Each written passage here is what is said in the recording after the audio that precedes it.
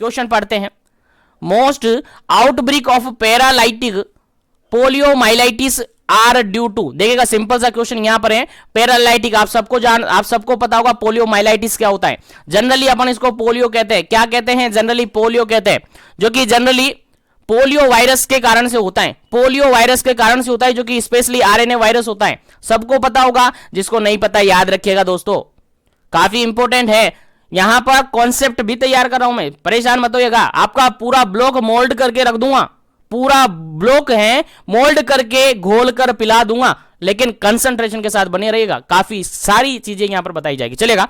यहां पर जो पोलियो है, जनरली पोलियोमाइलाइटिस को पोलियो कहते हैं, और ये एक टाइप का आरएनए वायरस होता है। क्या होता है? आरएनए वायरस होता है, जहां पर इसकी अलग अलग सीरोटाइप्स होती है। क्या होती है सर? सीरोटाइप्स होती है सर। सभी कैंडिडेट ध्यान से सुनेगा, सभी सीएचओ ध्यान से सुनेगा कि आरएनए वायरस होता है, और आरएनए वायरस की अलग अलग सीरोटाइप्स होती है, जिसके अंदर बेसिकली 3 सीरोटाइप्स होती हैं। बेसिकली 3 सीरोटाइप्स होती है, type first, type second, type third.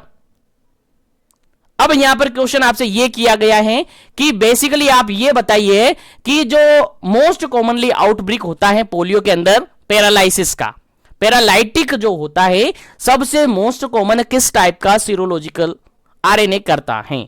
Question समझ में आ गया? फटाफट से आंसर दीजिएगा, फिर आगे बढ़ते हैं इसकी रिगार्डेड जानकारी लेकर। चलेगा, जल्दी कीजिएगा, काफी इंपॉर्टेंट क्वेश्चन है, आपको आना चाहिए। पहला ऑप्शन है यहां पर type first virus, second option है type second virus, third option है टाइप थर्ड वायरस, और फोर्थ ऑप्शन है नन ऑफ दीज अबव। चलेगा, फोर्थ ऑप्शन मैंने काट दिया। बताइए, 3 ही ऑप्शन आपके पास है, फटाफट से राइट आंसर बताइएगा क्या इसका करेक्ट आंसर है। पोलियोमाइलाइटिस यानी कि पोलियो जो होता है, उसके अंदर जो पैरालाइटिक कंडीशन है, मोस्ट कॉमनली किसके कारण से देखने को मिलती है? किस टाइप के सीरोटाइप्स के अंदर देखने को मिलती हैं? चलेगा, इस क्वेश्चन का जो बिल्कुल करेक्ट आंसर है आपका, क्वेश्चन का जो बिल्कुल करेक्ट आंसर है आपका, वो क्या होगा? टाइप फर्स्ट जो वायरस होता है, टाइप फर्स्ट जो सीरोटाइप्स होता है, वही क्या करता है? मोस्ट कॉमनली आउटब्रेक पैरालाइटिक करता है। याद रखेगा, ऑप्शन नंबर फर्स्ट बिल्कुल करेक्ट आंसर है इस क्वेश्चन का। याद रखेगा, मोस्ट कॉमनली जो आउटब्रेक करवाता है पैरालाइसिस का, पैरालाइटिक का, किसके अंदर? पोलियोमाइलाइटिस के अंदर। पोलियो के अंदर जो मोस्ट कॉमनली आउटब्रेक करवाता है, आपका आंसर होता है यहां पर option number first, type first virus. मैंने बता दिया पोलियो क्या है, वही पोलियो जो प्लस पोलियो कैंप आप लगाते थे, वही पोलियो जिसकी 2 ड्रॉप आप पिलाते थे। तो यहां से याद रखेगा, 2 बूंद जिंदगी, ओरल रूट से इसका वैक्सीनेशन करवाया जाता है। कितना ड्रॉप? सर 2 ड्रॉप यहां पर पिलाया जाता है। सर एज ग्रुप की बात करें तो बिलो 5 ईयर्स, एज ग्रुप की बात करें तो बिलो 5 ईयर बच्चों को यहां पर पिलाया जाता है। 3 टाइप के सीरोलॉजिकल टाइप्स होते हैं, इसके सीरोटाइप्स होते हैं, type first, type second, type third. Question आपसे बनाकर पूछा जा सकता है कि जो पोलियोमाइलाइटिस होता है या पोलियो वायरस होता है, उसके कितने सीरोटाइप्स होते हैं? देखिएगा, यहां पर आपसे पूछा था कल लास्ट क्वेश्चन के अंदर, मैंने पूछा था कि आरएनए पोलियो वायरस जो होता है, हाउ मेनी सीरोटाइप्स, कितने सीरोटाइप्स इसके होते हैं? आपका आंसर क्या था? सर हमारा आंसर था 3 होते। 3 कौन से? सर फर्स्ट होते हैं, सेकंड होता है और थर्ड होता है। 3 टाइप के सीरोटाइप्स यहां पर होते हैं पोलियो वायरस के। उम्मीद करता हूं यहां से आपको सब कुछ समझ में आ गया होगा। तो मैं आगे बढ़ता हूं नेक्स्ट क्वेश्चन पर। नेक्स्ट क्वेश्चन है आपका 71 नंबर क्वेश्चन, काफी जबरदस्त क्वेश्चन है, देखिएगा समझते हैं, इंपॉर्टेंट क्वेश्चन है, आपके एग्जाम में डायरेक्टली पूछा जा सकता है। जो भी क्वेश्चन रिपीट कर रहा हूं, आपकी बुक से, आपके मॉड्यूल से घोलकर पिला दूंगा। चलिएगा, क्वेश्चन है booster dose of polio virus, sorry booster dose of polio vaccine. जो पोलियो वैक्सीन की बूस्टर डोज लगाई जाती है, आप सबको पता है पोलियो का वैक्सीनेशन करते हैं। तो पोलियो का वैक्सीनेशन जो अपन करते हैं, वो कितने टाइम पीरियड में करते हैं? यहां पर बूस्टर डोज के बारे में पूछा है। किसके बारे में पूछा है जी? Booster dose. बूस्टर डोज कब लगाई जाती है? पहला ऑप्शन यहां पर 9 मंथ में, सेकंड ऑप्शन यहां पर 12 मंथ में, थर्ड ऑप्शन यहां पर 14 मंथ में, और फोर्थ ऑप्शन यहां पर 16 मंथ में। तो 4 ऑप्शन यहां पर हो गए, 9 मंथ में, 12 मंथ में, 14 मंथ में और 16 मंथ में। चलेगा, आंसर आपको देना है क्या इसका करेक्ट आंसर होगा। जो पोलियो वैक्सीन अपन करवाते हैं, उसकी बूस्टर डोज कब लगाई जाती है? चलेगा, जल्दी से आपको आंसर बताना है क्या इसका करेक्ट आंसर होगा। चलेगा, जल्दी कीजिएगा, टाइम अपने पास कम है, क्वेश्चन सारे हैं, सारे से सारे निकालने हैं।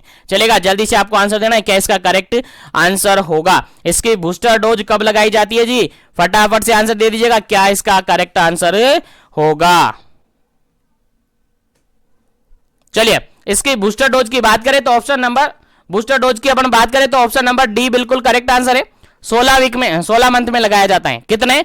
16 मंथ में लगाया जाता है, 16वें महीने में लगाया जाता है इसका बूस्टर डोज, याद रखिएगा। 16वें मंथ में लगाया जाता है इसका बूस्टर डोज, याद रखिएगा, भूलना नहीं है आपको, कभी भी नहीं भूलना है।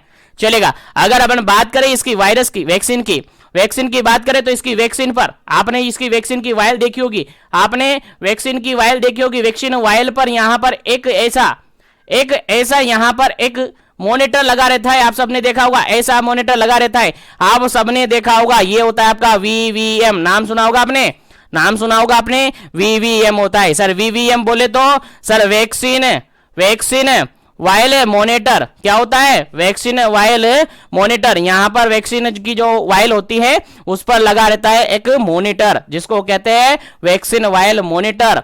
यहां से अपन किस किस वायल को अपन इंट्रोड्यूस कर सकते हैं, आपको याद होगा, नहीं याद है तो याद रखिएगा, मैं बता रहा हूं, बताने के लिए मैं हूं ना यार, परेशान नहीं होना है, लेकिन बिल्कुल भी परेशान नहीं होना है। जो भी क्वेश्चन आपके एग्जाम में आएगा वो हम डिस्कस करेंगे पूरा। चलेगा, जो ये वायर यहां पर जो ये मॉनिटर होता है, इसके अंदर अगर अपन कलर की बात करें तो ये जो एक तो सर्कुलर यहां पर होता है, एक तो सर्किल बना रहता है और उसके अंदर यहां पर एक स्क्वायर बना रहता है, सर्किल के अंदर एक स्क्वायर बना रहता है। अब देखिएगा यहां पर क्या याद रखना है आपको, सर्कल और स्क्वायर बना रहता है। सर्कल का जो कलर होता है पूरा वो पर्पल होता है। कैसा होता है? जनरली पर्पल होता है। कैसा होता है? याद रखिएगा, पर्पल होता है। कैसा होता है? पर्पल होता है। और अंदर का जो कलर होता है वो व्हाइट होता है। जो स्क्वायर कलर है, स्क्वायर का कलर है वो कैसा होता है? व्हाइट होता है। अगर ऐसा है तो ये जो कंडीशन इंडिकेट करती है वो फर्स्ट स्टेज इंडिकेट करती है, जिसको अपन इंट्रोड्यूस कर सकते हैं। लेकिन अगर यहीं पर क्या हो जाता है, सर्कल जो है वो पर्पल रहता है, लेकिन जो अंदर का स्क्वायर है जो कि व्हाइट कलर का है वो धीरे धीरे पर्पलिश होने लग जाता है, यानी उसमें कलर होने लग जाता है, वो व्हाइटिश बिल्कुल नहीं रहता है। ऐसी कंडीशन में सेकंड स्टेज आ जाती है, इसको भी अपन इंट्रोड्यूस कर सकते हैं। लेकिन ध्यान रहे, स्क्वायर ज्यादा कलरफुल नहीं होगा, अभी भी वो व्हाइटिश ही है। लेकिन अगर ऐसी बात हो जाती है कि कलर यहां पर पता ही नहीं चलता है, यहां पर स्क्वायर है कि नहीं है पता ही नहीं चलता है, हमें बिल्कुल पता ही नहीं चलता, ये थर्ड स्टेज होती है जिसमें हम वैक्सीन को नहीं लगाते। क्वेश्चन इंपोर्टेंट है, आपके एग्जाम में पूछा जा सकता है कि अगर थर्ड स्टेज का पोलियो वैक्सीन आपके पास अवेलेबल है, आपने मॉनिटर देखा, वीवीएम देखा और उसमें थर्ड स्टेज है, तो क्या वैक्सीन को आप इंट्रोड्यूस करेंगे? आपका डायरेक्ट आंसर जाएगा सर नहीं, हम इंट्रोड्यूस नहीं करेंगे, क्योंकि ऐसी कंडीशन में वैक्सीन को डिस्कार्ड करना पड़ता है। ध्यान रहे, फर्स्ट और सेकंड स्टेज की वैक्सीन को आप क्या कर सकते हैं? इंट्रोड्यूस कर सकते हैं, लेकिन थर्ड और फोर्थ की वैक्सीन को अपन इंट्रोड्यूस नहीं कर सकते। सर थर्ड आपने बता दिया, फोर्थ में क्या होगा? सर फोर्थ में यह होता है कि यहां पर जो स्क्वायर बना रहता है अंदर वो बिल्कुल डार्क हो जाता है, काला हो जाता है। क्या हो जाता है जी? काला हो जाता है। और बाहर का तो पर्पल ही रहता है, लेकिन अंदर का तो बहुत ज्यादा काला हो जाता है। ऐसी कंडीशन में भी फोर्थ स्टेज होती है, जिसको अपन बिल्कुल इंट्रोड्यूस नहीं कर सकते। यानी फर्स्ट और सेकंड स्टेज को अपन इंट्रोड्यूस कर सकते हैं आसानी से, लेकिन थर्ड और फोर्थ को तो बिल्कुल कभी भी इंट्रोड्यूस नहीं करना है। इनको तो आपको क्या करना है? डिस्कार्ड करना पड़ेगा। याद रखिएगा, भूलना नहीं है, काफी इंपोर्टेंट है, क्वेश्चन आपके एग्जाम में आ सकता है, इसीलिए बिल्कुल भी आपको भूलना नहीं है। और जिसको भूलना है वो भूल जाइएगा, आपके एग्जाम की बात कह रहा हूं मैं तो यार। चलेगा, बुरा नहीं मानेगा, मजाक कर रहा हूं। चलेगा, आगे बढ़ते हैं नेक्स्ट क्वेश्चन पर। लेकिन उससे पहले आपको थोड़ा सा एक डाउट और क्लियर कर देता हूं, आपके माइंड में होगा सर आप बूस्टर डोज लगा रहे तो इसकी डोज भी बता दीजिएगा। चलेगा, डोज में बता देता हूं। इसकी फर्स्ट डोज लगाई जाती है बर्थ पर। पोलियो की फर्स्ट डोज लगाई जाती है बर्थ पर। जैसे ही बेबी का बर्थ होता है फर्स्ट डोज लगाई जाती है, जिसको जीरो डोज के नाम से जाना जाता है। जीरो डोज कब लगाई जाती है? सर बर्थ पे लगाई जाती है। जैसे ही बर्थ हो जाता है, अगर इंस्टीट्यूशनल डिलीवरी है तो वहीं पर हॉस्पिटल में ही लगा दिया जाता है।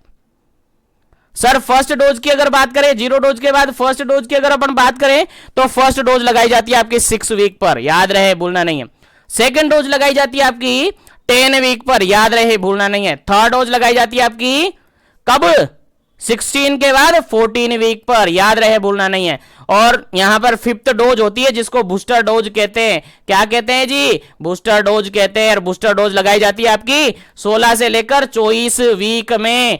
16 टू लेकर कहां तक? 24 वीक पर लगाई जाती है। और आइडियली अपन कहे तो 16 वीक नहीं, मंथ है, ठीक है, वीक नहीं है, मंथ है, ठीक है, याद रखिएगा, जून सॉरी मंथ है, सो 16 मंथ पर लगाई जाती है, यानी 16 मंथ टू 24 मंथ पर ये लगाई जाती हैं, याद रखिएगा। तो कितनी डोज, क्वेश्चन यहां से आपसे एग्जाम में पूछा जा सकता है कि पोलियो वैक्सीन की हाउ मेनी डोज इंट्रोड्यूस्ड, कितनी डोज आप लगाते हैं पोलियो वैक्सीन की, टोटल कितनी डोज लगाई जानी होती हैं। आपका आंसर जाएगा सर 5, आपका आंसर जाएगा सर 5। सर 5 कैसे होगी, चलिए हमने तो फर्स्ट लगाई, सेकंड लगाई और थर्ड लगाई, एक बूस्टर लगा दी, होगी 4 बूस्टर। 0 डोज को कौन काउंट करेगा, इसको भी काउंट करेंगे, 0 से गनेंगे 1 2 3 4 और बूस्टर डोज 5, कितनी हो गई सर 5 डोज होगी सर। पोलियो वैक्सीन की टोटल 5 डोज लगाई जाती है, हमें याद हो गया, हमें समझ में आ गया, तो सर आगे बढ़े, बिल्कुल आगे बढ़े। तो सेशन को लाइक शेयर करते रहेगा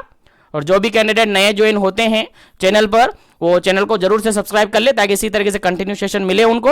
और बीपीसी सेशन के रिगार्डिंग जो टेस्ट सीरीज है उसको जरूर ज्वाइन कर ले, ताकि वहां पर जो भी इंपोर्टेंट इंफॉर्मेशन हो रही है, इंपोर्टेंट मटेरियल्स आपको मिल रही है, उनकी जानकारी आपको मिलती रहे और उनका बेनिफिट आप उठा सके। चलेगा, नेक्स्ट क्वेश्चन आपके सामने 72 नंबर क्वेश्चन है। 72 नंबर क्वेश्चन कहता है for how much time polio virus is excreted in the stool of the patient after the illness. Simple सा क्वेश्चन ये पूछा है कि पोलियो वैक्सीन जो सॉरी पोलियो वायरस है उससे पेशेंट क्या हुआ, अफेक्ट हुआ। जैसे ही पोलियो से पेशेंट अफेक्ट हो गया है उसके बाद उस पेशेंट के स्टूल में पोलियो वायरस एक्सक्रीटेड होता है। कब होता है, जब कब होता है, क्वेश्चन समझ में आ रहा है ना क्या कह रहा हूं।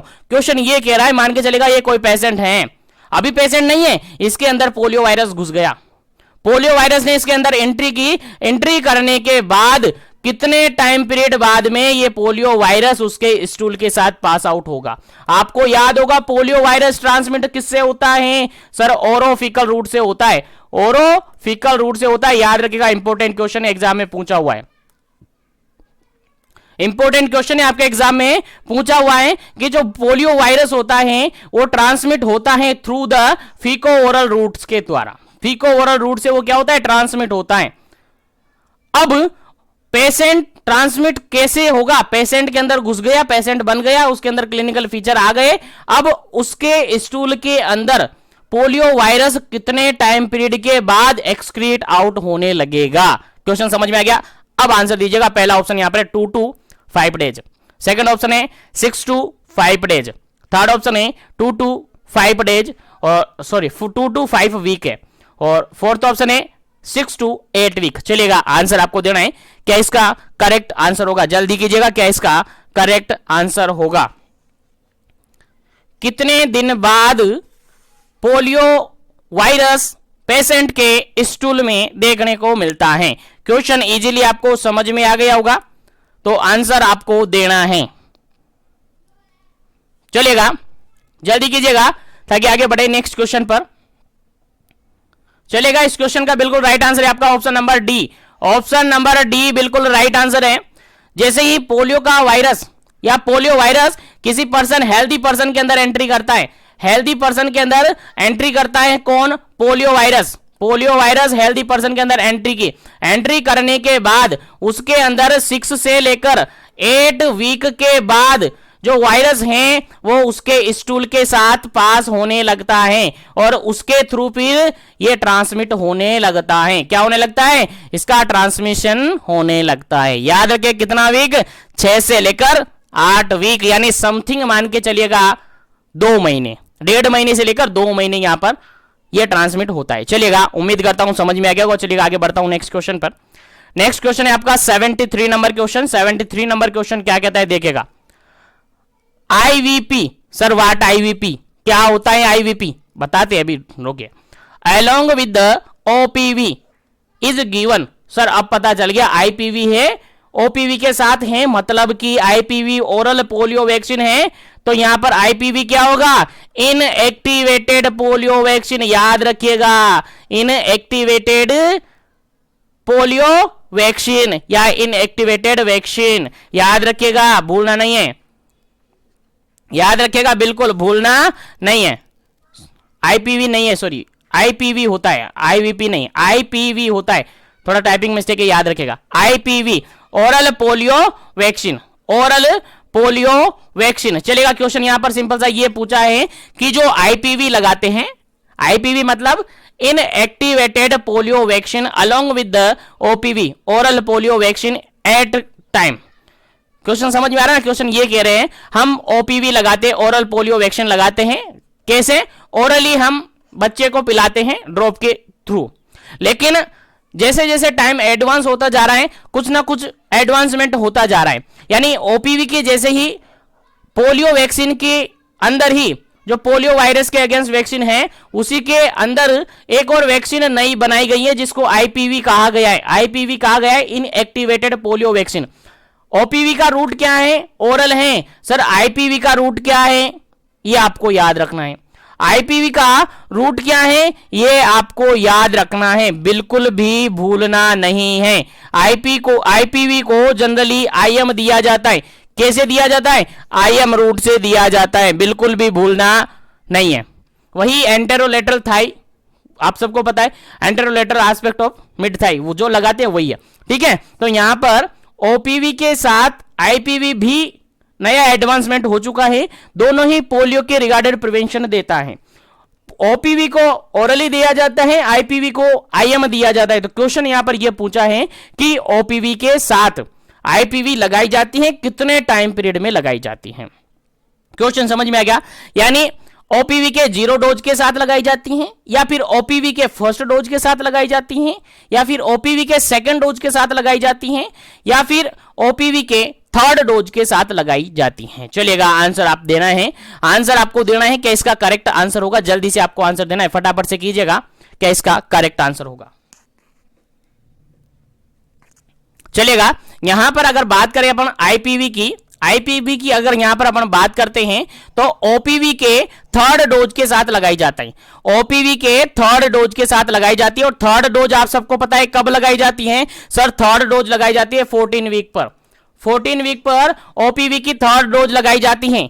ओपीवी की थर्ड डोज कब लगाई जाती है? 14 वीक पर लगाई जाती है। और आपसे क्वेश्चन किया जाए कि आईपीवी कब लगाएंगे? सर थर्ड वीक के साथ ही लगाएंगे, यानी 14 वीक पर लगाएंगे। किस रूट से लगाएंगे? सर आईएम रूट से लगाएंगे। यानी ओपीवी तो अपन पिला देंगे, कैसे? ओपीवी तो पिला देंगे ओरली, ड्रॉप वाइज पिला देंगे, उसी के साथ आप आईपीवी भी वहां पर लगाएंगे, यानी इनएक्टिवेटेड पोलियो वैक्सीन भी आप वहां इंट्रोड्यूस करेंगे, जो कि किस रूट से करेंगे? सर आईएम रूट से करेंगे, सर आईएम रूट से करेंगे। तो याद रखिएगा, इंपॉर्टेंट है, काफी इंपॉर्टेंट क्वेश्चन है आपके एग्जाम पॉइंट ऑफ व्यू से, तो आपको याद रखना है, बिल्कुल भी भूलना नहीं है। चलिएगा, मैं आगे बढ़ता हूं नेक्स्ट क्वेश्चन पर, ताकि अपन आगे बढ़े। और सभी से कहना चाहूंगा, जो भी कैंडिडेट नए ज्वाइन हो रहे हैं क्लास के अंदर, वो सेशन को लाइक शेयर जरूर करते रहिए, ताकि सभी को बेनिफिट हो सके,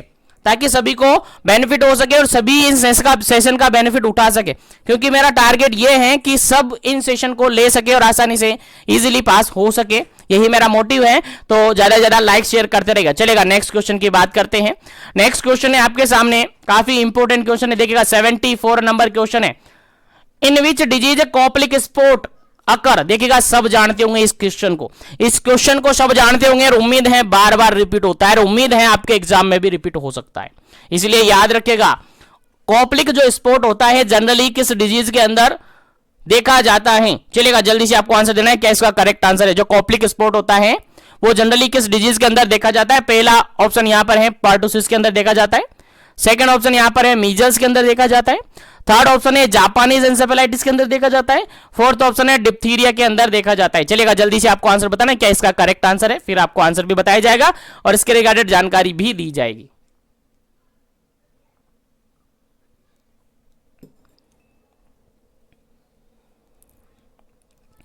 चलिएगा, जनरली अब हम बात करें अगर कॉप्लिक स्पॉट की, तो आप सबको पता है मीजल्स का क्लिनिकल फीचर होता है। कॉप्लिक स्पॉट जनरली मीजल्स के अंदर देखा जाता है। किसके अंदर देखा जाता है सर? सर मीजल्स के अंदर देखा जाता है। सर क्या होता है इसमें? सर इसके अंदर स्पॉट बनने लग जाते हैं, यानी स्किन के अंदर रेसेस आते हैं। क्या आते हैं? स्किन रेसेस देखने को मिलते हैं, जनरली रेड इन कलर देखने को मिलते हैं। कैसे देखने को मिलते हैं? रेड इन स्पॉट यहां पर देखने को मिलते हैं, रेड स्पॉट जनरली यहां पर देखने को मिलते हैं। याद रखिएगा, भूलना नहीं है। तो कॉप्लिक स्पॉट जनरली किसके अंदर देखने को मिलते हैं? मीजल्स के अंदर देखने को मिलते हैं। आपको पता होगा मीजल्स क्या है सर? मीजल्स क्या है सर? हम जनरली इसको रिब्योला बोला जाता है। जनरली हम क्या कहते हैं इसको? रिब्योला कहते हैं। क्या कहते हैं? रिब्योला कहते हैं। याद रखिएगा, भूलना नहीं है, काफी इंपॉर्टेंट क्वेश्चन है आपके एग्जाम पॉइंट ऑफ व्यू से। ठीक है, चलिएगा आगे बढ़ते अपन नेक्स्ट क्वेश्चन पर।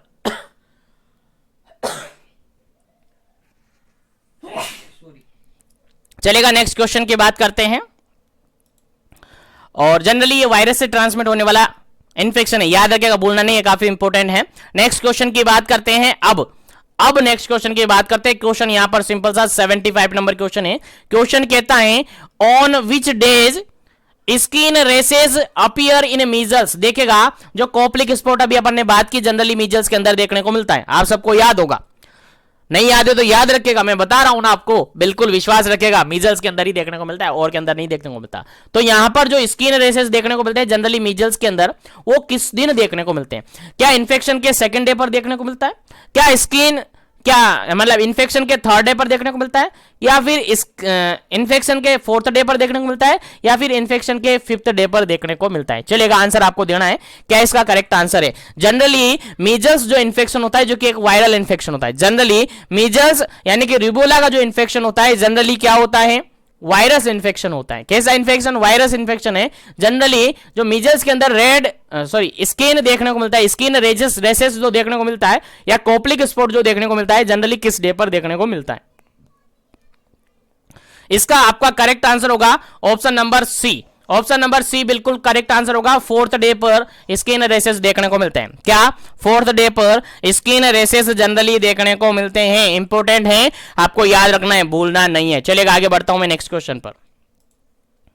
आगे बढ़ता हूं नेक्स्ट क्वेश्चन पर। नेक्स्ट क्वेश्चन है आपका 76 नंबर, 76 नंबर क्वेश्चन है। क्वेश्चन कहता है the incubation period of measles. Measles का इंक्यूबेशन पीरियड कितना दिन का होता है? चलेगा, क्वेश्चन समझ में आ गया? इंक्यूबेशन पीरियड का मतलब जानते हो, मैं हर सेशन के अंदर बता रहा हूं इंक्यूबेशन पीरियड क्या होता है। तो मीजल्स का इंक्यूबेशन पीरियड कितना होता है? ऑप्शन के अकॉर्डिंग आंसर आपको देना है। पहला ऑप्शन यहां पर 8 दिन 8 डेज, सेकंड ऑप्शन है यहां पर 10 डेज 10 दिन, और थर्ड ऑप्शन है यहां पर 15 डेज 15 दिन, और फोर्थ ऑप्शन है यहां पर 18 दिन यानी 18 डेज। चलेगा, आंसर आपको देना है। क्या इसका करेक्ट आंसर होगा? मीजल्स का इंक्यूबेशन पीरियड कितना होता है? चलेगा, जल्दी कीजिएगा, आंसर बताइएगा, क्या इसका करेक्ट आंसर होगा? चलिए, इस क्वेश्चन का जो बिल्कुल करेक्ट आंसर है that is option number B. Option number B बिल्कुल करेक्ट आंसर है। 10 दिन होते हैं। मीजल्स का जो इंक्यूबेशन पीरियड होता है वो कितने दिन का होता है जी? सर 10 दिन का होता है। सर हमें याद है, नहीं याद है तो याद रखिएगा। आगे बढ़ते हैं नेक्स्ट क्वेश्चन पर। और जो भी कैंडिडेट यहां पर नए जुड़ रहे हैं और चैनल को सब्सक्राइब जरूर कीजिएगा, ताकि इसी तरीके से कंटिन्यूएशन उनको मिलता रहे। चलिएगा, आगे बढ़ते हैं। नेक्स्ट क्वेश्चन है आपके सामने, यहाँ पर काफी इंपोर्टेंट है और एक क्वेश्चन काफी बार रिपीट हो चुका है, और एक क्वेश्चन नर्सिंग कंपैरेटिव एग्जाम हुआ है उसके अंदर भी 2 से 3 बार रिपीट हो चुका है। सिंपल सा क्वेश्चन यहां पर ये पूछा है, SSPE क्या होता है? फुल फॉर्म लिखा हुआ है यहां पर, सब एक्यूट स्क्लेरोजिंग पेन एंसेफेलाइटिस। क्या है? Subacute sclerosing panencephalitis is complication of which disease. Generally SSPE जो कॉम्प्लिकेशन है यानी सब एक्यूट स्क्लेरोजिंग पेन एंसेफेलाइटिस जो है जनरली किस डिजीज का कॉम्प्लिकेशन माना जाता है? चलिएगा, आंसर आपको बताना है। क्या इसका करेक्ट आंसर है? ऑप्शन नंबर फर्स्ट है यहां पर मीजल्स का, ऑप्शन नंबर सेकंड यहां पर पोलियोमाइलाइटिस का, ऑप्शन नंबर थर्ड है यहां पर जापानीज एंसेफेलाइटिस का, ऑप्शन नंबर फोर्थ है यहां पर पर्टूसिस का। चलेगा, क्या इसका करेक्ट आंसर है? आंसर आपको देना है जो SSPE जो है यानी सब एक्यूट स्क्लेरोजिंग पेन एंसेफेलाइटिस जो है जनरली किसका कॉम्प्लिकेशन माना जाता है?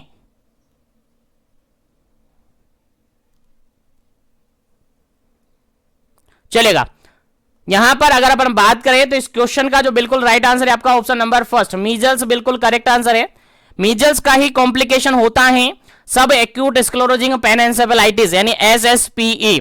अगर बात करें तो मोस्ट सीरियस कॉम्प्लिकेशन माना जाता है, मोस्ट सीरियस कॉम्प्लिकेशन माना जाता है क्या? मीजल्स का यही माना जाता है। मीजल्स का जो मोस्ट कॉम्प्लिकेशन माना जाता है वो क्या माना जाता है, यही माना जाता है। यानी जनरली जितने भी न्यूरोलॉजिकल जो है कॉम्प्लिकेशन, वो किसके कॉम्प्लिकेशन हैं, वो यही हैं। मीजल्स का जो ज्यादातर और मोस्ट सीरियस कॉम्प्लिकेशन माने जाते हैं वो यही माने जाते हैं, न्यूरोलॉजिकल कॉम्प्लिकेशन मोस्ट सीरियस माना जाता है। याद रखेगा, भूलना नहीं है। जिसके अंदर फाइब्रिल कन्वर्जन हो सकता है, इंसेफेलाइटिस हो सकता है, या फिर SSPE हो सकता है। याद रखेगा। अगर यहीं पर एक क्वेश्चन आपसे पूछ लूं मैं, यहीं पर, ये तो हो गया। देखिएगा, यहां से क्वेश्चन आपसे पूछा जा सकता है कि most serious complication of measles, तो आपका आंसर जाएगा सर न्यूरोलॉजिकल जो जितने भी कॉम्प्लिकेशन जनरेट होते हैं वो सारे मोस्ट सीरियस कॉम्प्लिकेशन माने जाते हैं मीजल्स के, जिसके अंदर आप SSP को इन्वॉल्व कर सकते हैं। अगर यहीं पर मैं क्वेश्चन पूछूं तो most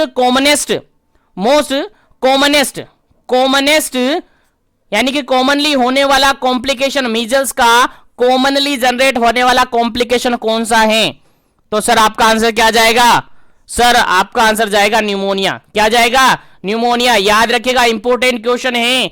most common complication arising from the measles के कारण से मोस्ट कॉमनली कॉम्प्लिकेशन जनरेट होता है आपका न्यूमोनिया। क्या होता है जी, बिल्कुल न्यूमोनिया, आपको याद रखना है जी, भूलना नहीं है। चलिएगा आगे बढ़ते हैं नेक्स्ट क्वेश्चन पर।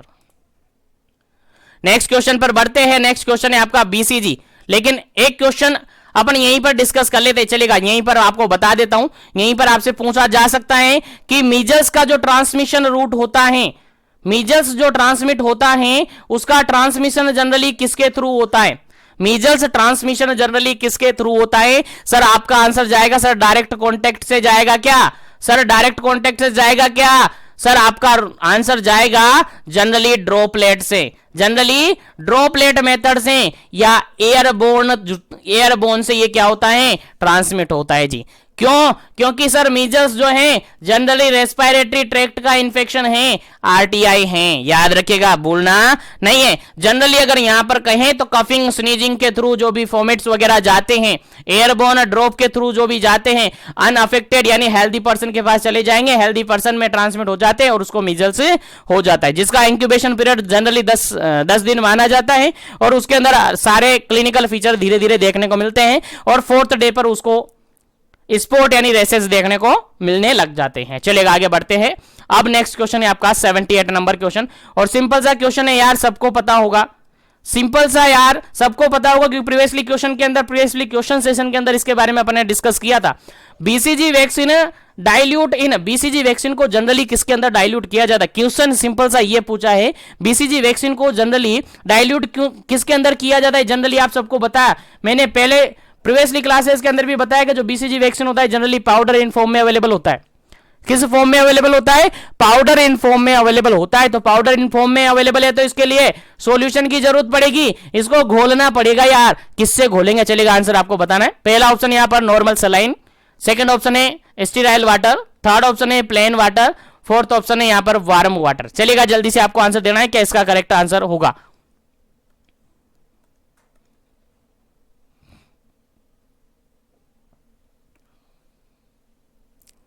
चलेगा, यहां पर जो इसका बिल्कुल करेक्ट आंसर है that is option number first बिल्कुल करेक्ट आंसर है यहां पर नॉर्मल सलाइन। क्या है सर, नॉर्मल सलाइन। अगर नॉर्मल सलाइन ऑप्शन में नहीं है तो सोडियम क्लोराइड आपके ऑप्शन में होगा। नॉर्मल सलाइन अगर ऑप्शन में नहीं है तो आपके ऑप्शन में क्या होगा जी, सर आपके ऑप्शन में होगा सोडियम क्लोराइड। याद रखिएगा, प्लेन वाटर से नहीं करते, स्टीराइल वाटर से नहीं करते, वार्म वाटर से नहीं करते, जनरली सोडियम क्लोराइड या फिर नॉर्मल सलाइन से ही आप करते हैं। याद रखिएगा। अब यहीं पर मैं आपसे क्वेश्चन चेंज कर देता हूं, इस BCG की जगह मैं आपसे कह दूं, आपसे पूछ लूं कि मीजल्स जो वैक्सीन है उसको डाइल्यूट किस में करते हैं। अब बताओ, मीजल्स वैक्सीन भी जनरली पाउडर इन फॉर्म में, ड्राइड फॉर्म में अवेलेबल होती है, जिसको हम जनरली किसके अंदर या किसके थ्रू डाइल्यूट करते हैं। चलेगा, अब आंसर दीजिएगा आप, क्या इसका करेक्ट आंसर होगा, जल्दी कीजिएगा, क्या इसका करेक्ट आंसर होगा। Measles vaccine also found in powder in form, अब इसको डाइल्यूट करने के लिए आप क्या लेंगे, जल्दी से आपको आंसर देना है फटाफट से। ऑप्शन वही है same, normal saline, sterile water, plain water और वार्म वाटर। चलेगा, जल्दी से आपको आंसर बताना है क्या इसका करेक्ट आंसर होगा, जल्दी कीजिएगा ताकि आगे बढ़े अपन नेक्स्ट क्वेश्चन पर। यहीं पर क्वेश्चन चेंज कर दिया मैंने, बीसीजी नहीं है यहां पर। क्वेश्चन में क्या पूछा है मैंने सर, मीजल्स पूछा है, मीजल्स के बारे में पूछा है। चलेगा, जल्दी से आंसर दीजिएगा।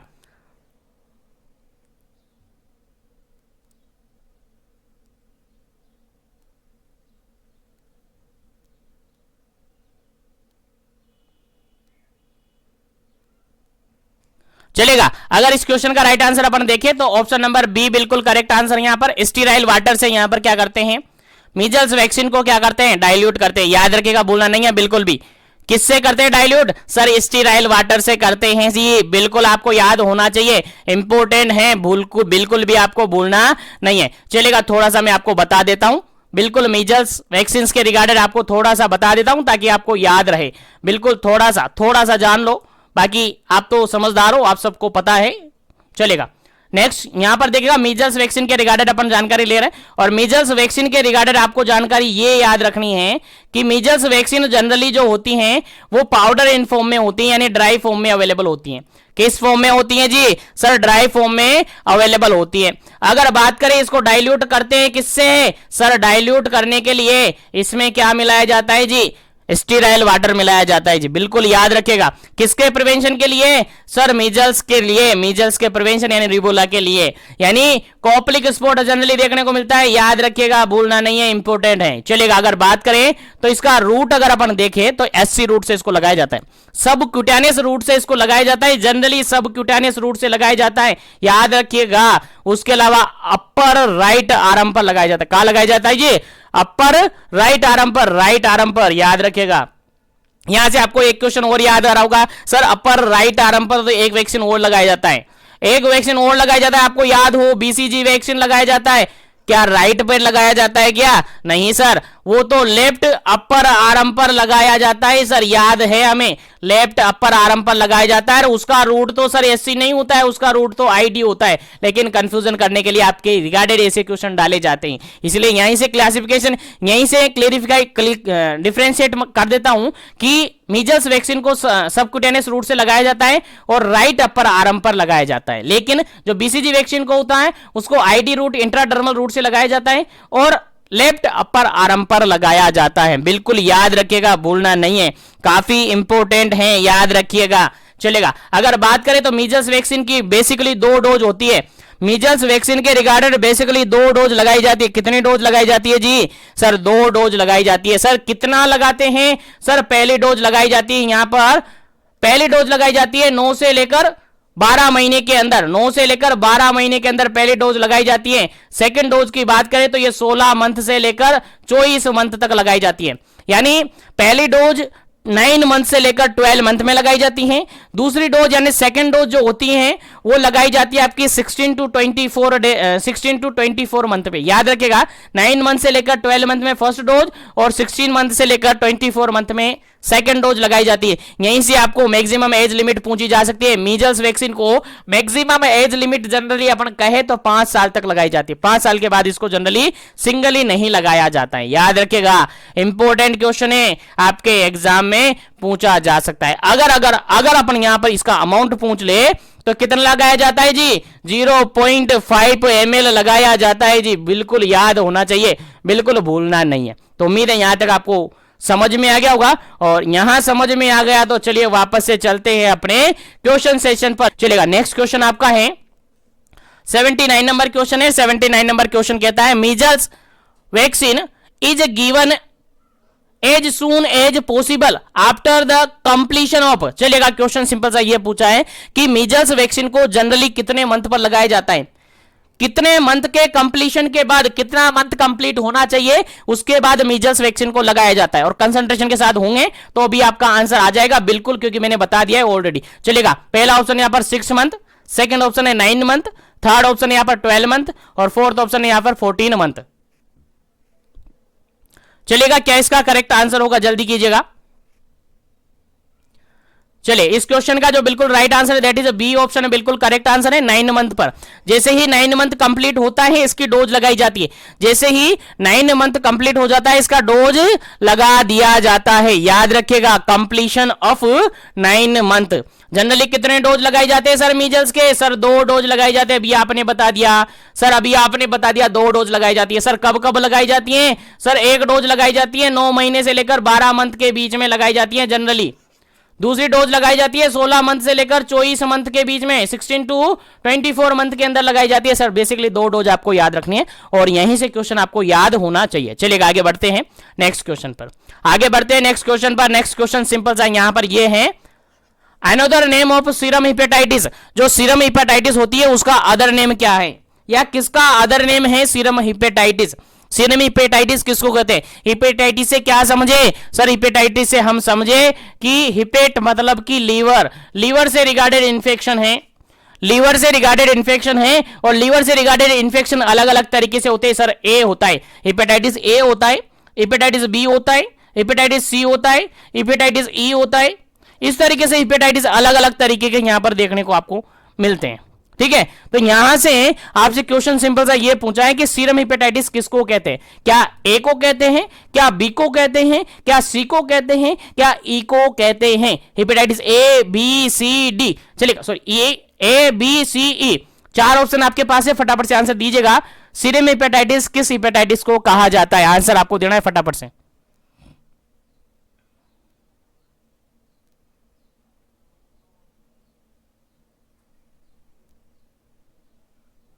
चलेगा, ऑप्शन नंबर बी बिल्कुल करेक्ट आंसर है। हिपेटाइटिस बी जो होता है उसको क्या कहते हैं? सीरम हिपेटाइटिस कहते हैं। जनरली याद होना चाहिए आपको, जनरली हिपेटाइटिस बी को सीरम हिपेटाइटिस कहते हैं। याद रखिएगा, भूलना नहीं है, इंपॉर्टेंट क्वेश्चन है आपके एग्जाम पॉइंट ऑफ व्यू से।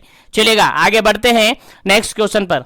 क्यों कहते हैं जनरली हिपेटाइटिस बी इसको, हिपेटाइटिस बी को? क्योंकि ये जो जनरली ट्रांसमिट होते हैं बॉडी फ्लूइड से ट्रांसमिट होता है। किससे? बॉडी फ्लूइड से ट्रांसमिट होता है, जनरली ब्लड से, डायरेक्ट कांटेक्ट से, या फिर जो भी फ्लूइड्स होते हैं, जो भी बॉडी फ्लूइड्स होते हैं लाइक स्लाइवा वगैरह हो गया, ब्लड हो गया, डायरेक्ट कांटेक्ट से उनसे फैलता है, इसलिए वो क्या हो गया जनरली, क्या हो गया वो, क्या कहते हैं उसको? सीरम हिपेटाइटिस कहते हैं। चलेगा नेक्स्ट क्वेश्चन है आपके पास, 81 नंबर क्वेश्चन है। 81 नंबर क्वेश्चन क्या कहता है देखिएगा, HBIG सिंपल सा क्या है? HBIG, HB से बना है हिपेटाइटिस बी, IG से बना है इमोग्लोबुलिन, इम्यूनोग्लोबुलिन। तो hepatitis B immunoglobulin should not given after how many hours of exposure? Simple सा क्वेश्चन पूछा है, सिंपल सा क्वेश्चन ये कहा गया है कि किसी पेशेंट को हिपेटाइटिस बी का इम्यूनोग्लोबुलिन हम कब नहीं देंगे, जब वो कितने टाइम पीरियड हो गया उसको एक्सपोजर होने के बाद, वो बताना है, टाइम पीरियड आपको बताना है, यानी एक्सपोजर के कितने टाइम पीरियड बाद हम हिपेटाइटिस बी इम्यूनोग्लोबुलिन नहीं देंगे। चलेगा, अब आंसर आपको बताना है क्या इसका करेक्ट आंसर होगा। पहला ऑप्शन यहां पर 12 आवर, सेकंड ऑप्शन है 24 आवर, थर्ड ऑप्शन है 36 आवर, फोर्थ ऑप्शन है 48 आवर। चलेगा, जल्दी से आपको आंसर देना है क्या इसका करेक्ट आंसर होगा, जल्दी कीजिएगा।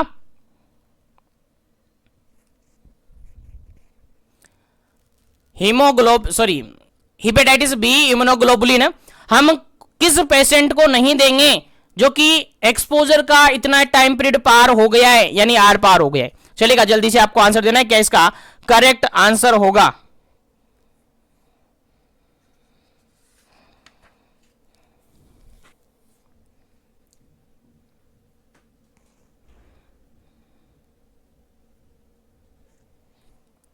चलेगा, इस क्वेश्चन का जो बिल्कुल राइट आंसर होता है आपका ऑप्शन नंबर 4 बिल्कुल करेक्ट आंसर है। ऑप्शन नंबर 4 बिल्कुल करेक्ट आंसर है 48 आवर। यानी किसी पेशेंट के अंदर अगर बात करें, किस कोई भी पर्सन मान के चलेगा एक्सीडेंटली अगर कोई पर्सन है, अगर हिपेटाइटिस बी वायरस के कांटेक्ट में आया, हिपेटाइटिस बी वायरस के कांटेक्ट में आया एक्सीडेंटली, ठीक है, तो अगर वो 6 आवर से लेकर 48 आवर तक की अगर अपन बात करें, तो अगर पर्सन इस टाइम पीरियड के अंदर है तो उसको क्या कर सकते हैं, हिपेटाइटिस जो बी है उसका इम्यूनोग्लोबुलिन हम लगा सकते हैं। कितना हावर? चल 6 घंटे से लेकर 48 घंटे तक उसको लगा सकते हैं, लेकिन 48 घंटे जैसे ही पार हो जाते हैं, 48 आवर जैसे ही पार हो जाते हैं, ज्यादा हो जाते हैं, तो हम फिर उसको क्या नहीं लगा सकते हैं सर? हेपेटाइटिस बी का इम्यूनोग्लोबुलिन नहीं लगा सकते। तो याद रखिएगा, normal time period, ideally time period आपसे पूछा जा सकता है कि कोई पर्सन है जो कि हेपेटाइटिस बी वायरस के कांटेक्ट में आया है, तो उसके अंदर एक आइडियली टाइम पीरियड कितना माना जाता है कि उसको हेपेटाइटिस बी का इम्यूनोग्लोबुलिन लगा सकते हैं? आपका आंसर जाएगा सर 6 हावर से लेकर 48 हावर, 6 घंटे से लेकर 48 घंटे तक हम लगा सकते हैं। लेकिन जैसे ही 48 घंटे पार होते हैं, 48 हावर से ज्यादा हो जाता है, हम उसको हेपेटाइटिस बी का इम्यूनोग्लोबुलिन नहीं लगाते हैं। याद रखेगा, इंपॉर्टेंट क्वेश्चन है। चलेगा, आगे बढ़ते हैं नेक्स्ट क्वेश्चन पर। उम्मीद है समझ में आ रहे होंगे। चलेगा, नेक्स्ट क्वेश्चन है आपके सामने, काफी सिंपल सा क्वेश्चन है यार, काफी सिंपल सा क्वेश्चन है, आपको समझ में आना चाहिए। 82 नंबर क्वेश्चन है। क्वेश्चन क्या कहता है? विच living being manifest Japanese encephalitis? कौन सा लिविंग बीइंग है जो कि मैनिफेस्ट करता है जापानीज एंसेफेलाइटिस?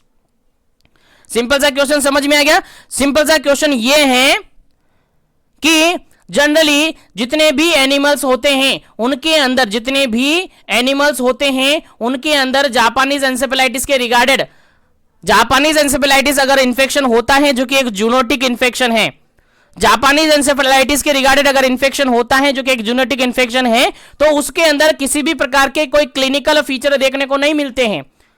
समझ में आ रहा है ना क्या कहना चाह रहा हूं? जापानीज एंसेफेलाइटिस के अगर अकॉर्डिंग अगर किसी एनिमल के अंदर इंफेक्शन एंटर होता है, तो जनरली जितने भी एनिमल्स हैं उनके अंदर क्या नहीं होते हैं? क्लिनिकल फीचर देखने को नहीं मिलते हैं। लेकिन अगर बात करें इन फॉलोइंग ऑप्शन में से एक ऐसा एनिमल है जिसके अंदर अगर जापानीज एंसेफेलाइटिस का इंफेक्शन हो जाता है तो उसके अंदर क्लिनिकल मैनिफेस्टेशन देखने को मिल जाते हैं। चलेगा, कौन सा सही आंसर होगा? ऑप्शन के अकॉर्डिंग आंसर देना। पहला ऑप्शन है यहां पर पिग, दूसरा ऑप्शन है यहां पर, सेकंड ऑप्शन है यहां पर ह्यूमन बीइंग, थर्ड ऑप्शन है यहां पर मॉस्किटो, और फोर्थ ऑप्शन है यहां पर हॉर्स। चलेगा, आंसर आपको बताना है क्या इसका करेक्ट आंसर होगा। चलेगा, इस क्वेश्चन का जो बिल्कुल करेक्ट आंसर होता है आपका option number fourth. Option number fourth आपका बिल्कुल करेक्ट आंसर है। हॉर्स ऐसा एनिमल है, ऐसा लिविंग बीइंग है जिसके अंदर अगर जापानीज एंसेफेलाइटिस वायरस इंफेक्शन करता है, सॉरी जापानीज एंसेफेलाइटिस अगर इंफेक्शन कोज करता है तो उसके अंदर मैनिफेस्टेशन देखने को मिलते हैं। Horse is an only animal to manifest the disease. Horse ही एक ऐसा एनिमल है जो कि जापानीज एंसेफेलाइटिस के रिगार्डेड मैनिफेस्टेशन शो करता है। याद रखिएगा, उम्मीद करता हूं आपको याद होना चाहिए, उम्मीद करता हूं आपको याद होना चाहिए। चलिएगा, आगे बढ़ते हैं अपन नेक्स्ट क्वेश्चन पर। आगे बढ़ते हैं नेक्स्ट क्वेश्चन पर। नेक्स्ट क्वेश्चन है आपके सामने काफी इंपोर्टेंट, और नेक्स्ट क्वेश्चन सिंपल सा ये है, नेक्स्ट क्वेश्चन सिंपल सा ये है, ULV insecticide help in the prevention of. ULV क्या है, किसके रिगार्डेड ये प्रिवेंशन प्रोवाइड करता है? चलेगा, जल्दी से आपको बताना है। ऑप्शन है मलेरिया, ऑप्शन सेकंड है जापानीज एंसेफेलाइटिस, ऑप्शन थर्ड है डेंगू, ऑप्शन फोर्थ है पोलियो। चलेगा, जल्दी से आपको आंसर बताना है। यूएलवी एक टाइप का क्या है? इंसेक्टिसाइडल्स हैं, इंसेक्टिसाइड है। तो ये किस टाइप के रिगार्डेड, किसके रिगार्डेड इंफेक्शन प्रिवेंशन प्रोवाइड करता है? चलेगा, जल्दी से आपको बताना है। यूएलवी इंसेक्टिसाइड जो होता है जनरली किस बीमारी के रिगार्डेड, किस डिजीज के रिगार्डेड प्रिवेंशन प्रोवाइड करता है? ऑप्शन के अकॉर्डिंग आंसर आपको देना है, फटाफट से कीजिएगा।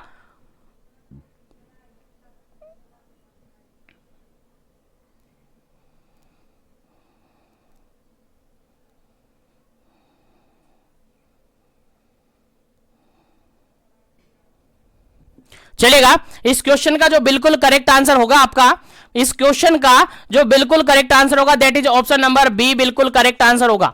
ऑप्शन नंबर बी बिल्कुल करेक्ट आंसर होगा। सर यूएलवी क्या होता है सर, बता दीजिएगा। यूएलवी होता है आपका ultra low volume, ultra low volume insecticide, insecticides, ultra low volume, ultra low volume, volume ultra low volume insecticides होते हैं, जो कि जनरली अगर अपन बात करें तो जापानीज एंसेफेलाइटिस के रिगार्डेड प्रिवेंशन प्रोवाइड करते हैं। किसके रिगार्डेड सर? जापानीज एंसेफेलाइटिस के रिगार्डेड प्रिवेंशन प्रोवाइड करते हैं। सर इसके अंदर क्या क्या आते हैं सर? सर इसके अंदर आता है आपका मेलाथियोन।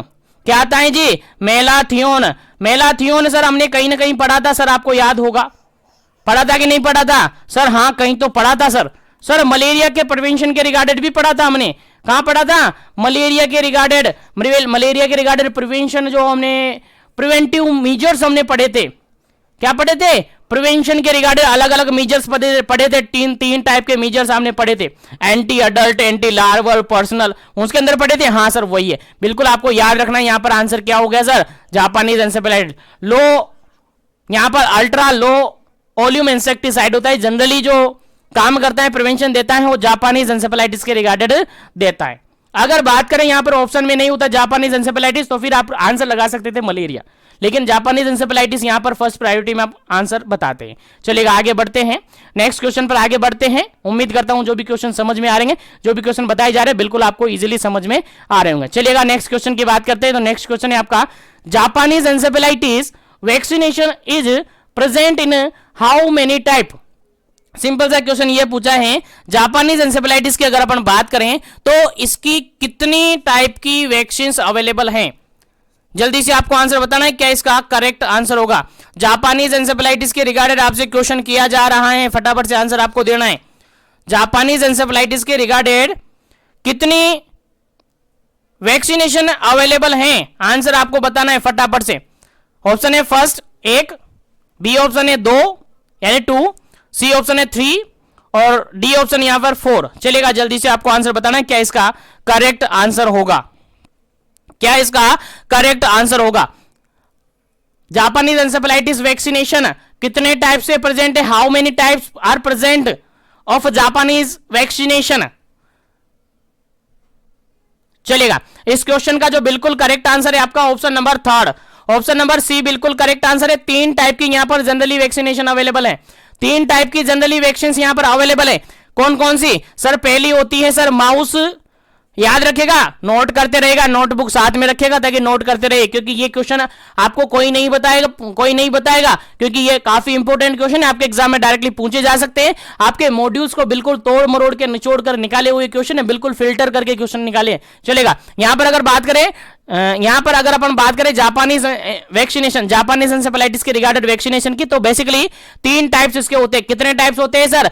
3 टाइप्स होते हैं, याद रखेगा। पहला टाइप्स की अगर बात करें तो माउस ब्रेन डेरिवेटिव होते हैं, माउस ब्रेन डेरिवेटिव होते हैं, याद रखेगा, माउस ब्रेन डेरिवेटेड होते हैं, याद रखें, माउस ब्रेन डेरिवेटेड ये होते हैं। जनरली अगर नाम की अगर बात करें इसका, तो नकायामा होता है, नकायामा, याद रखेगा, इंपॉर्टेंट क्वेश्चन है, आपसे एग्जाम में पूछा जा सकता है कि नकायामा क्या है, नकायामा क्या है, या नकायामा वैक्सीन किससे रिगार्डेड है? आपका आंसर जाएगा सर जापानीज एंसेफेलाइटिस से रिगार्डेड।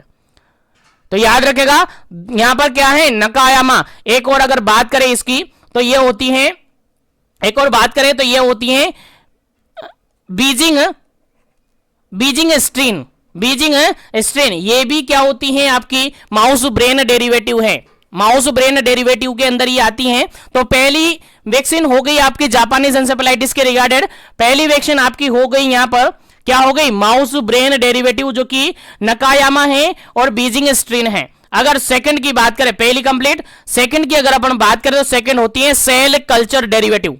कौन सी होती है sir? Cell culture derivative, cell culture derivative, याद रखेगा, इंपोर्टेंट है डेरिवेटिव्स। तो सेल कल्चर डेरिवेटिव्स के अंदर अगर अपन बात करते हैं, सेल कल्चर डेरिवेटिव्स के अंदर अगर अपन बात करते हैं, तो इसके अंदर आती है आपकी, इसके अंदर आती है आपकी Beijing P3 strain, Beijing P3 strain, याद रखेगा, इंपोर्टेंट है, भूलना नहीं है। 3 टाइप की वैक्सीनेशन होती है, जिसमें पहली होगी माउस ब्रेन डेरिवेटिव्स, जिसके नकायामा और बीजिंग स्ट्रेन होती है। सेकंड होती है सेल कल्चर डेरिवेटिव, जो कि बीजिंग P3 स्ट्रेन होती है।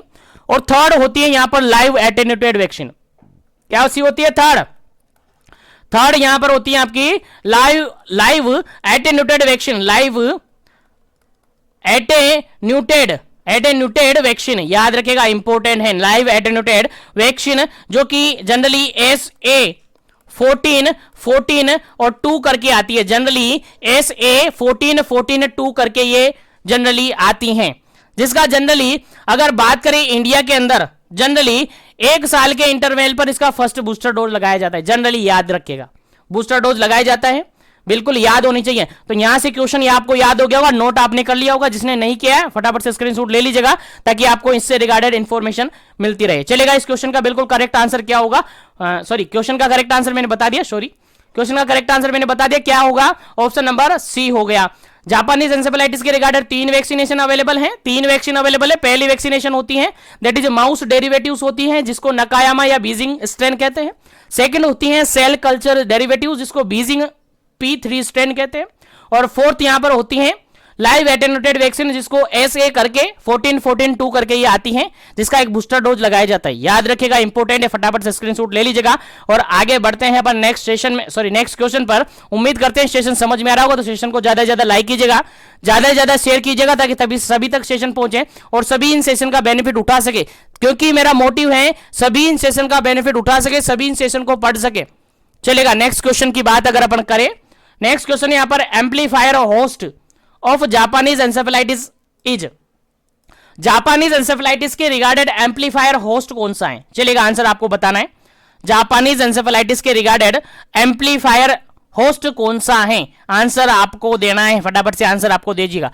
पहला ऑप्शन है पिग, सेकंड ऑप्शन है ह्यूमन, थर्ड ऑप्शन यहां पर मॉस्किटो, फोर्थ ऑप्शन यहां पर अर्बाइड बर्ड, अर्बाइड बर्ड। चलेगा, आंसर आपको बताना है क्या इसका करेक्ट आंसर है। होस्ट के रिगार्डेड बात की जा रही है और कहा जा रहा है कि कौन सा एम्पलीफायर होस्ट माना जाता है जापानीज एंसेफेलाइटिस के रिगार्डेड। चलेगा, यहां पर इस क्वेश्चन का जो बिल्कुल राइट आंसर है that is option number first, बिल्कुल करेक्ट आंसर है।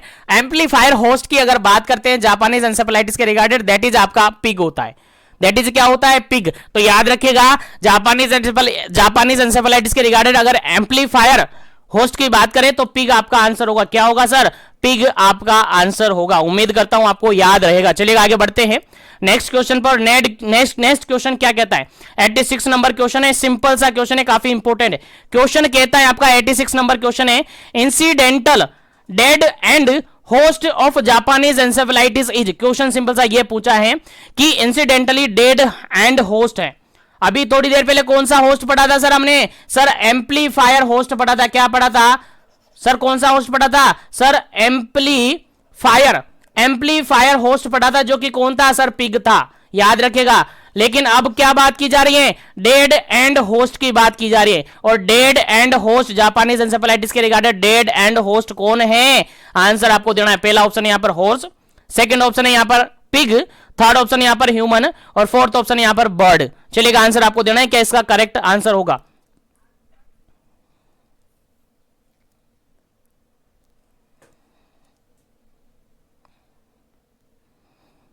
चलेगा, 86 के अंदर आपका बिल्कुल करेक्ट आंसर होता है दैट इज ह्यूमन। ह्यूमन के अंदर मेन जो होता है वो क्या होता है, डेड एंड आपका होस्ट होता है। तो जनरली अगर अपन जापानीज एंसेफेलाइटिस की बात करें, जापानीज एंसेफेलाइटिस की बात करें तो दो टाइप के यहां पर होस्ट देखने को मिलते हैं, दो टाइप के होस्ट देखने को मिलते हैं। एक टाइप का होस्ट होता है आपका डेड एंड होस्ट। कौन सा होस्ट होता है सर, डेड एंड होस्ट, जो कि जनरली क्या होता है आपका, जनरली क्या होता है आपका, मेन होता है यानी ह्यूमन होता है। अगर दूसरे होस्ट की बात करें तो दूसरा होस्ट आपका होता है दैट इज एम्पलीफायर होस्ट होता है, जो कि जनरली क्या होता है जी सर, पिग होता है जी। सर दोनों क्वेश्चन आपको याद होने चाहिए, फटाफट से स्क्रीनशॉट ले लीजिएगा, आपको याद रखना है, काफी इंपॉर्टेंट है, बिल्कुल आपके मॉड्यूल्स का तोड़ मरोड़ के क्वेश्चंस निकाले हुए। चलेगा, नेक्स्ट क्वेश्चन की बात करते हैं, लेकिन उससे पहले थोड़ा सा यहीं पर आपको एक क्वेश्चन और बता देते हैं। चलेगा, याद रखना है आपको। अगर बात करें बेसिक साइकिल ऑफ ट्रांसमिशन, अगर जापानीज एंसेफेलाइटिस के रिगार्डेड अपन बात करें कि जापानीज एंसेफेलाइटिस की जो बेसिक साइकिल होती हैं, बेसिक साइकिल होती हैं ट्रांसमिशन की, किसकी, ट्रांसमिशन की जो बेसिक साइकिल होती हैं वो किस किस के अंदर कंप्लीट होती हैं, तो आपका आंसर जाएगा सर, एक तो होगी आपकी पिग के अंदर, एक तो होगी आपकी पिग के अंदर, और पिग के अंदर generally mosquito, pig mosquito pig, याद रखेगा, पिग मॉस्किटो पिग, ये आपको ट्रांसमिशन होती है। याद रखिएगा, पहले तो पिग के थ्रू ट्रांसमिट होगी मेन के अंदर, पहले तो पिग के थ्रू ट्रांसमिट होगी मॉस्किटो के अंदर, फिर पिग के अंदर होगी। दूसरी अगर बात करें तो यहां पर होती है अर्बाइड बर्ड। क्या होती है? अर्बाइड बर्ड। क्या होती है? अर्बाइड बर्ड। बर्ड होता है, पक्षी होता है, अर्बाइड उसके अंदर, फिर मॉस्किटो, फिर क्या होता है? मॉस्किटो, फिर वापस अर्बाइड बर्ड। तो याद रखिएगा, इस तरीके से आपको क्वेश्चन याद रखना है, इंपॉर्टेंट है, आपके एग्जाम में पूछा जा सकता है।